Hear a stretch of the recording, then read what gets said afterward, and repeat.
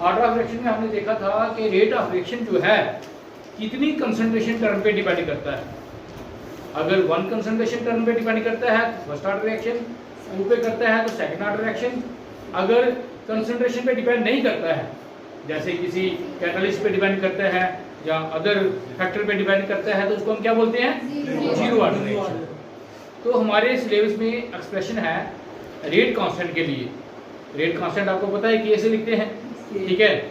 Zero order reaction के लिए और फर्स्ट ऑर्डर रिएक्शन के लिए रेट कांस्टेंट के लिए आज हम एक्सप्रेशन ड्राइव करेंगे, ठीक है? रेट कांस्टेंट की वैल्यू कैसे निकालते हैं, के की वैल्यू कैसे निकालते हैं for zero order reaction and for first order reaction, ठीक है? तो सबसे पहले हमें पता है कि जीरो ऑर्डर रिएक्शन क्या होती है। जीरो ऑर्डर फॉर एग्जांपल अगर मैं एक रिएक्शन लेता हूं, मान लो ये जीरो ऑर्डर रिएक्शन है A2 product, A2 product zero order reaction है। तो इस रिएक्शन का रेट जो होगा, रेट इज इक्वल टू के, ए की पावर कितनी होगी? जीरो। जीरो ऑर्डर रिएक्शन और दो reaction in which the rate of reaction does not depend upon the concentration of reactant। एक जीरो ऑर्डर रिएक्शन लेते हैं A2 प्रोडक्ट, तो according to rate law equation के अकॉर्डिंग जाएं तो rate of reaction is equal to proportional to a की power naught या zero, तो प्रोपोर्शनलिटी तोड़ के लगाएंगे constant, rate of reaction equal to k where k is the कौन सा कांस्टेंट?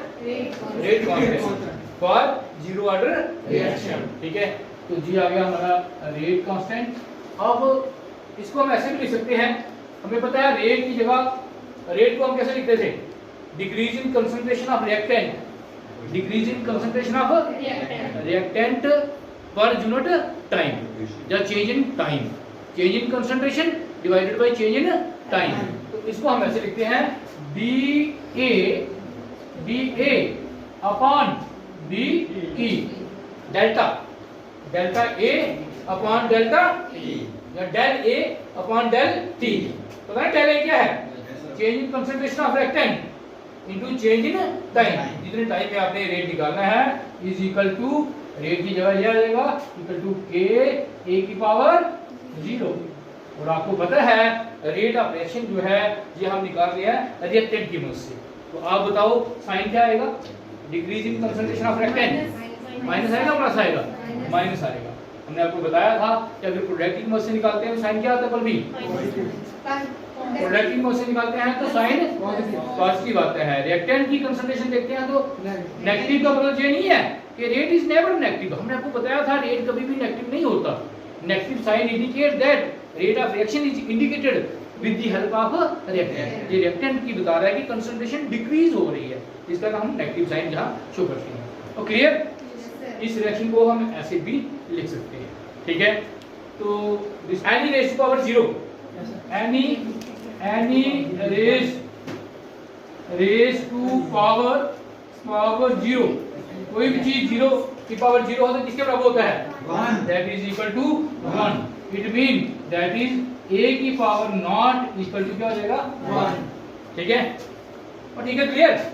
a की पावर नॉट इक्वल टू क्या हो गया? 1। तो equation second become, equation second क्या बन जाएगी? बोल करो, dA upon dt is equal to k, ठीक है? d minus dA upon dt equal to k। अब इसको इधर ले आएंगे माइनस, ये डिफरेंशिएशन है ना? ये देखो ये बन जाएगी d की पावर a इक्वल टू, इसको इधर ले आओ, k dt। This is equation third, ठीक है? अब बताओ समझाया या नहीं? Yes sir. बोलो समझाया? Yes sir. दोबारा सुनो, हमने एक रिएक्शन ली, दोबारा सुनो, जहां तक एक स्टेप है ये इंटीग्रेशन करना भी। हाँ देखो अभी नहीं किया हमने। एक A2 एक रिएक्शन ली, A2 प्रोडक्ट। कौन सी रिएक्शन है? Zero order. It mean rate of reaction क्या होगा? a की पावर 0, ठीक है? a की पावर 0। तो इसको रेट को हम ऐसे भी लिख सकते हैं, del a upon del t negative equal to this, ठीक है? उसके बाद हमें पता है एनी रेज पावर 0 किसके बराबर होता है? 1 के बराबर। इट मीन ये 1 हो गया, k into 1 क्या हो गया? k हो गया, ठीक है? अब डेल टी को इधर ले आएंगे, डेल टी को इधर ले जाएंगे, minus del a equal to A t del t. क्यों लेंगे? क्योंकि हमने ये डिफरेंशियल इक्वेशन है इसको इंटीग्रेट करना है। क्या करना है? इसकी इंटीग्रेशन करनी है। तो integrating both side, integrating both side करेंगे इंटीग्रेशन। क्या आ जाएगा? ये देखिए del a upon equal to a is constant del t. तो ठीक है, बोलो ये कांस्टेंट है, वो अंदर होगा बाहर होगा, कांस्टेंट ही रहेगा। हाँ माइनस। अब मैं आपसे पूछता हूँ डेल ए, ये देखो ऐसे है, ये है इंटीग्रेशन, ये है डिफरेंशिएशन, ये आपस में हो जाती है कैंसल और वैल्यू आ जाती है दिस इज ए। पढ़ा ये? और इंटीग्रेशन ऑफ डेल टी किसके बराबर आएगा? बोलो इसके बाद टी के बराबर, ये कैंसिल हो जाती है डिफरेंशिएशन इंटीग्रेशन और टी के बराबर आएगा। तो क्या बन जाएगी इक्वेशन? बनाओ, क्या बन जाएगी? माइनस ए बैठ जाओ इज इक्वल टू के टी प्लस प्लस प्लस क्या आ रहा है? जब भी इंटीग्रेशन करते हैं बच्चे, कोई भी इक्वेशन जब इंटीग्रेशन करते हैं तो वहां हमेशा एक कांस्टेंट आता है जिसको बोलते हैं इंटीग्रेशन कांस्टेंट। अभी मैथ में आपने इंटीग्रेशन नहीं पढ़ी है, तो जब भी इंटीग्रेशन करते हैं किसी इक्वेशन की तो क्या आता है? कांस्टेंट आता है साथ में, और इसको बोलते हैं integration constant. This is equation 4। ये हमारी मेन इक्वेशन अभी आगे भी निकालना है। जहां आके बच्चे कंफ्यूज हो जाते हैं कि आगे क्या करें। अब क्या करना पड़ता है? दोनों इक्वेशन में ऐसा ही करना आपने। ये इंटीग्रेशन कांस्टेंट की वैल्यू निकालनी है। इसकी वैल्यू निकालिए, इंटीग्रेशन कांस्टेंट की वैल्यू आई की वैल्यू निकाल के और इसी में पुट करनी है। ठीक है? कैसे निकालनी है इंटीग्रेशन कांस्टेंट की वैल्यू? कैसे निकलेगी? जब टाइम 0 था, जब टाइम क्या था? 0। जब टाइम 0 था, when t equal to 0 second. जब टाइम 0 सेकंड था, कहने का मतलब जब हमने रिएक्शन शुरू नहीं की थी, जब हमने रिएक्शन शुरू नहीं की थी, तो तब रिएक्शन की कंसंट्रेशन क्या थी? तब रिएक्शन की कंसंट्रेशन क्या थी? 0 था। ठीक है? रिएक्टेंट कितना रिएक्टेंट प्रोडक्ट में चेंज हुआ था? बिल्कुल भी नहीं हुआ था। इनिशियल जितना था पूरा का पूरा था, और पूरे को हम ए नॉट से लिखते हैं। बताया था आपको विषय भी। तो ए इक्वल टू ए जो होगा तो किसके बराबर होगा? ए नॉट। ये नीचे दिस इज, ये याद रखना आपने। ए नॉट जब हमने रिएक्शन शुरू की तो हमारे पास रिएक्टेंट कितना है? इनिशियल कितना है? ए नॉट। और रिएक्शन होने के बाद रिएक्टेंट कितना लग गया? That is a. This is change in concentration. ये क्या है? Change in concentration. तो इनिशियल रिएक्टेंट को कैसे मानते हैं? ए नॉट। तो देखो जो हो जाएगा, क्या हो जाएगा? बोलो, करो पुट वैल्यू यहां। t equal to 0, a equal to a naught. ठीक है? पुट इन इक्वेशन दिस, इसमें पुट करें, पुट इन फोर्थ में पुट करें, i की वैल्यू आ जाएगी। i की ये जहां क्या हो जाएगा?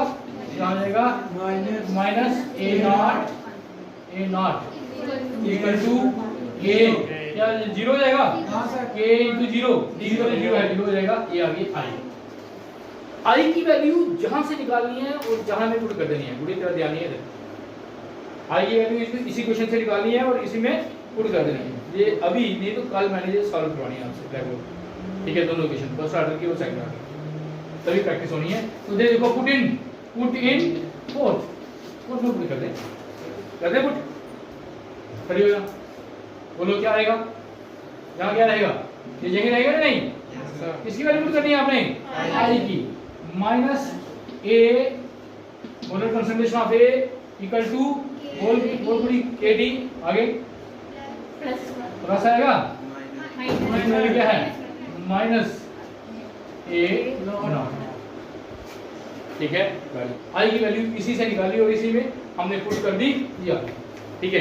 अब ए वाले एक साइड ले जाओ और दूसरे एक साइड कर दो, इसको इधर ले आए। ठीक है? इसको लिए क्या हो गया? प्लस हो गया A naught minus A naught अब minus A equal to A T. आपने किसकी वैल्यू निकालनी है? के की वैल्यू निकालनी है, रेट कांस्टेंट की वैल्यू निकालनी है। रेट कांस्टेंट क्या हो गया बच्चे, बोलो, A naught upon A divided by T. This is rate constant for which, किस रिएक्शन के लिए बोलो, जीरो ऑर्डर रिएक्शन के लिए। जब भी जीरो ऑर्डर रिएक्शन के लिए रेट कांस्टेंट की वैल्यू बोलता है आपको निकालने के लिए, न्यूमेरिकल आ जाता है, तो आपके पास तीन चीजें चाहिए, ठीक है। कितने टाइम के बाद निकालनी है, कितने 5 मिनट के बाद निकालनी है, 5 मिनट या 5 सेकंड जहां जाएंगे। इनिशियल कंसंट्रेशन, जब हमने रिएक्शन शुरू की थी तो हमारे पास इतने मोल रिएक्टेंट था, वो इनिशियल कंसंट्रेशन जी आ जाएगी, और 5 सेकंड के बाद हमारे पास इतना रिएक्टेंट बचा, वो जी आ जाएगा। समझ आया आपको? Yes sir. This is initial concentration of reactant, this is concentration left after time T. T time के बाद कितनी कंसंट्रेशन बची वो है, तो ये है रेट कांस्टेंट। समझ आया आपको? Rate constant expression for zero order reaction, numerical आ जाता है। आपको दिया है एक reaction, this is zero order reaction, इतने मोल मैंने रिएक्टेंट लिया है, 4 सेकंड के बाद मैंने देखा वो रिएक्टेंट इतना रह गया था, तो ये तीनों वैल्यू आपको पुट करनी है और के की वैल्यू आ जाएगी। बोलो आसान है मुश्किल है? बोलो बोलो बच्चे, क्यों समझ नहीं आया? हैं आगे ना, इसलिए प्रैक्टिस एक बार दोबारा करेंगे। उतारना उतार पॉज कर दो वीडियो।